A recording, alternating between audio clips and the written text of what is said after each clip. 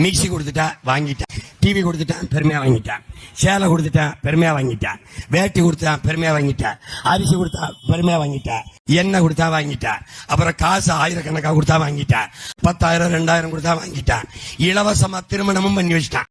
இலவசமா புள்ளதாரன்னு சொன்னா நீ ஏற்பியா? ஏற்பியா?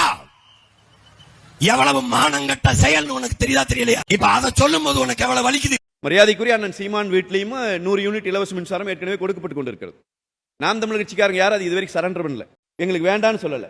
தாவேக்கே இலவசம் அவங்களே கொடுக்குறேன்னு அறிவிச்சிட்டாங்க.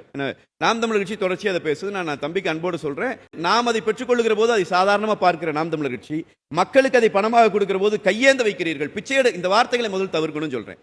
ஒரு அரசன் ஆட்சி நடத்துகிற போது மக்களுக்கு பணம் கொடுத்தால் அதை கையேந்த வைக்கிறேன்னு சொல்லலாம். ஆனால் மக்கள் ஆட்சி நடக்கிற போது மக்கள் பணத்தை மக்கள் பிரதிநிதிகள் மக்களுக்கு கொடுக்கிற போது அது முதல் இந்த மாதிரி வார்த்தைகளை சொல்வதை தடுக்கணும். பிச்சை எடுக்கிறீங்க,